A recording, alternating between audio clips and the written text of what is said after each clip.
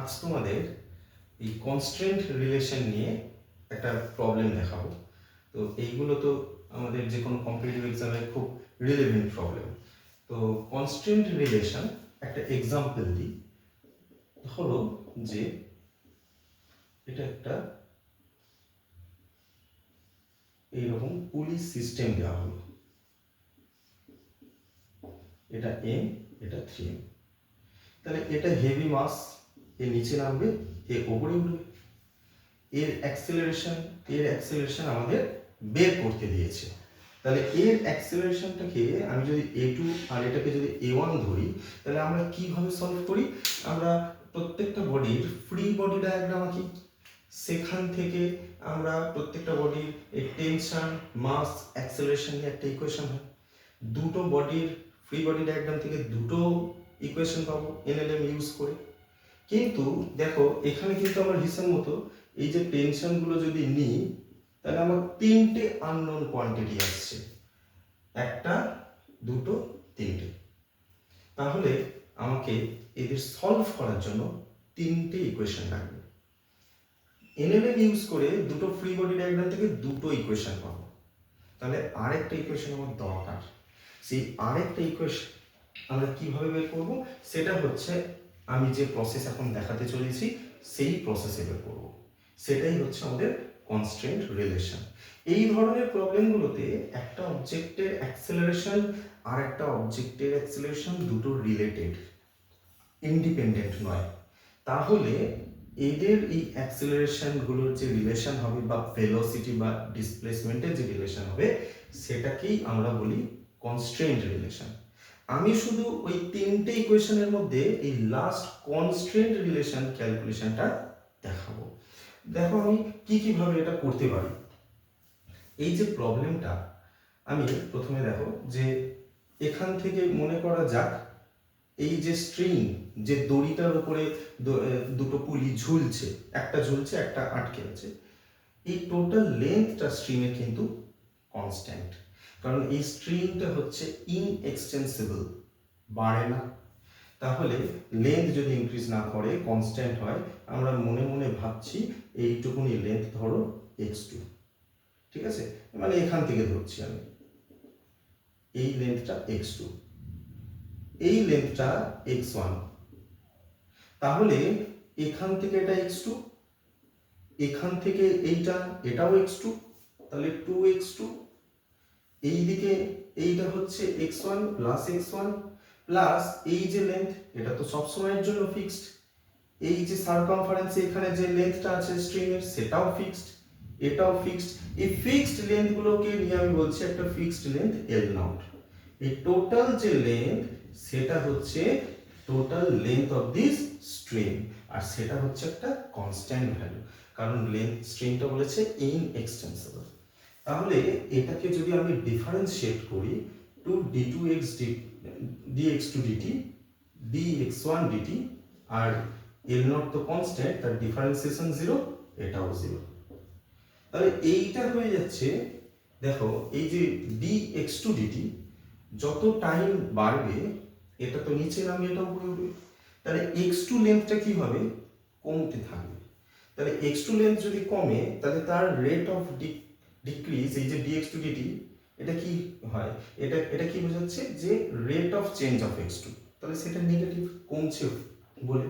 তাই মাইনাস, আর ওটাই হচ্ছে এর ভেলোসিটি, হচ্ছে মাইনাস এটা v1 প্লাস dx1 dt হচ্ছে এর ভেলোসিটি হবে, আর এটা বাড়ছে লেন্থ, তাহলে এটা পজিটিভই থাকবে, ওটা ধরে নাও। আচ্ছা সরি, এইটা v2, এটা v1 ইকুয়াল টু 0। তাহলে v1 ইকুয়াল টু 2v2। একে যদি আবার টাইম ডেরিভেটিভ করি, তাহলে আমার হবে এইটা। তাহলে টাইম ডেরিভেটিভ ভেলোসিটির মানে অ্যাক্সেলারেশন। দেখো এইটা, তাহলে আমরা এই দুটো মাসের কিন্তু অ্যাক্সেলারেশন, ওই রিলেশনটা পেলাম।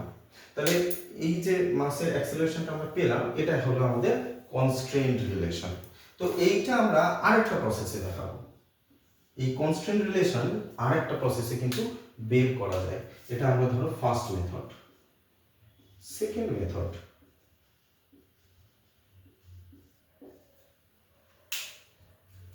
ডায়াগ্রামটা আরেকবার আঁকছি।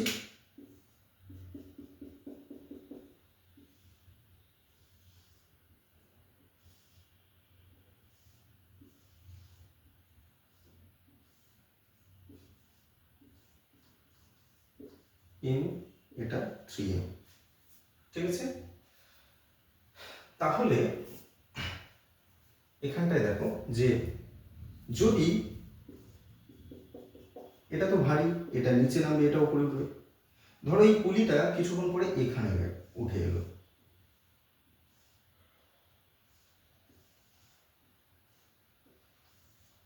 আর একটু নিচে নেমে গেল, এ উপরে উঠে এলো। তাহলে কতটা উপরে উঠছে? আগে ছিল এখানে, এখন এলো এখানে। তাহলে এই যে দেখো এইটুকুনি লেন্থ হচ্ছে এই দিকে কমে গেছে, এটা x2। তাহলে এখানেও যেটা কমছে সেটাও x2, কিন্তু এখানে যেটা বাড়ছে সেটা হচ্ছে x1। তাহলে যেহেতু টোটাল এই লেন্থের টোটাল লেন্থ, এই স্ট্রিং এর টোটাল লেন্থ কনস্ট্যান্ট, তাহলে এই দিকে যতটা লেন্থ কমবে এই দিকে ঠিক ততটাই বাড়বে। তাহলে এই দিকে কতটা কমেছে দেখো, এটা x2, এটা x2, টোটাল কিন্তু এই দিক আর এই দিক মিলিয়ে 2x2 কমলো। তাহলে -2x2 কমেছে। আর এই দিকে টোটাল বেড়েছে কত? x1 বেড়েছে, মাইনাসটা বাদ দিচ্ছি, বেড়েছে x1, তাহলে ওটাই ইকুয়াল টু x1। এইদিকে যতটা কমছে ওইদিকে ততটাই বাড়ছে, তাহলে টোটাল লেন্থটা কনস্ট্যান্ট থাকবে। তাহলে এটা হচ্ছে এইদিকে যতটা কমলো আর এটা যতটা বাড়লো, দুটোই ইকুয়াল। তাই এখান থেকে তো আমরা ডিরেক্টলি পাই। আমি যদি বোথ সাইডে টাইম ডেরিভেটিভ করি, ডবল ডেরিভেটিভ, তাহলে আমরা একেবারে যেটা পাচ্ছি সেটা হচ্ছে অ্যাক্সিলারেশন। দেখো সেই একই রিলেশন কিন্তু আমরা পেলাম। এটাকে আরো একটা প্রসেসে করা যায়, আমি সেই প্রসেসটাও দেখাবো, আরো একটা প্রসেস, ঠিক আছে। দেখো আমি এই দিকটা মুছে দিচ্ছি।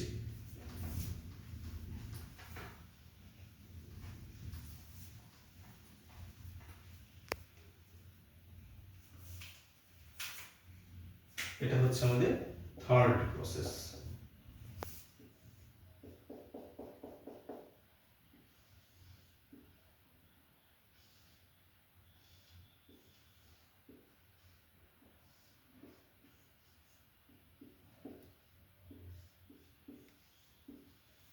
বেশ, এইখানে আমরা মেকানিক্সের আরেকটা যেটা কনসেপ্ট ইউজ করব সেটা হচ্ছে work done by internal forces is zero.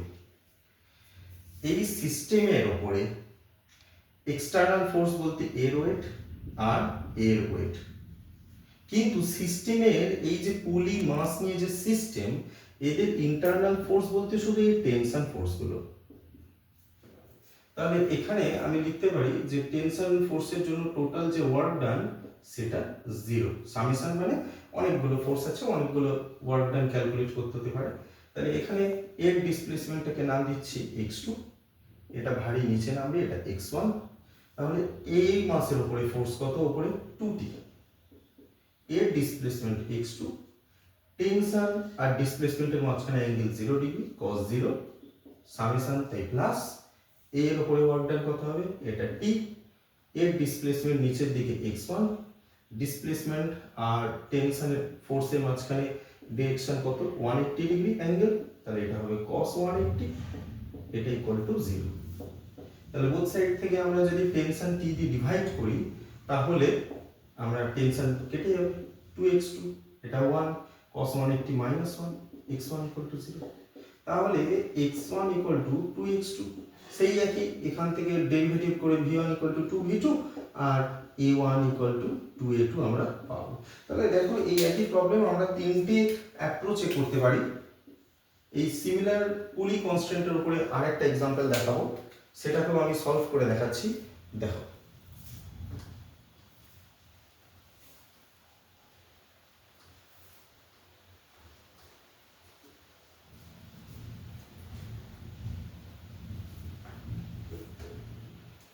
ধরো এইরকম একটা সিস্টেম দেওয়া হলো,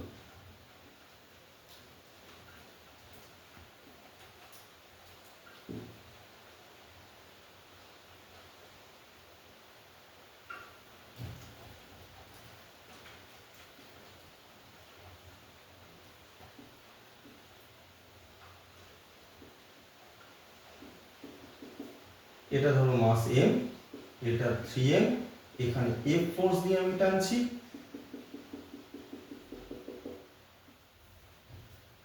ঠিক আছে। তাহলে এখানেও আমরা কি কি অ্যাপ্রোচে সলভ করতে পারি, আগের গুলোই অ্যাপ্লাই করব। আমি যে কোনো একটা বা দুটো দেখাচ্ছি, বাকিগুলো তোমরা ট্রাই করবে। ধরে নিলাম এই যে এখান থেকে এই যেটুকুনি লেন্থ, এইটা হচ্ছে আমার x1, এইটা হচ্ছে x2।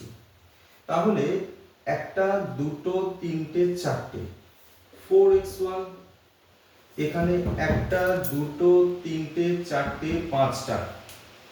তাহলে এই যে টোটাল লেন্থ দেখো, 1 2 3 4, 4x1 প্লাস এখানে দেখো একটা, দুটো, তিনটে, চারটে, পাঁচটা, 5x2, ঠিক আছে।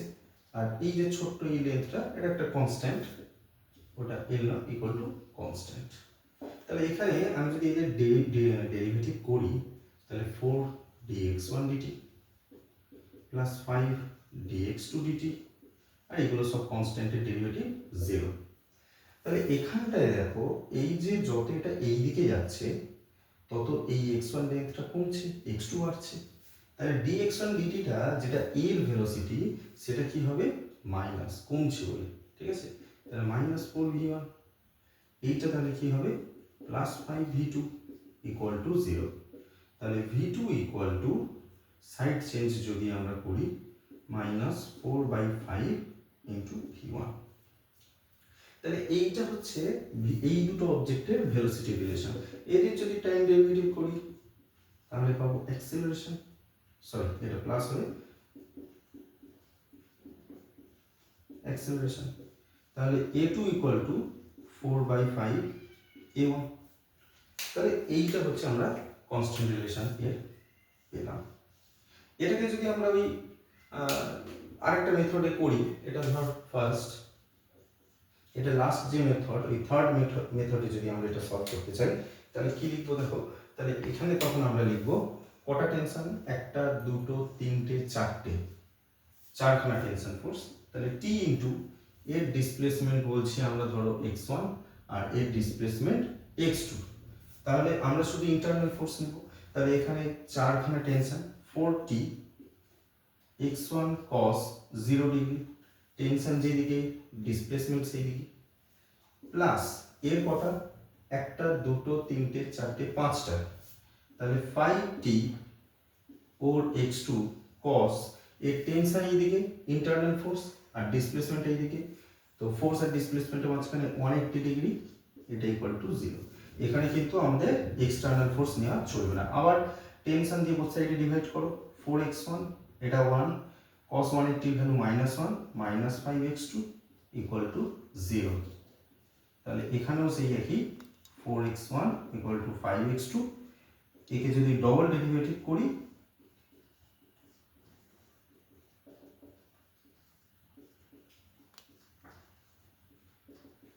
তাহলে এটা a1, তাহলে 4a1 ইকুয়াল টু 5a2।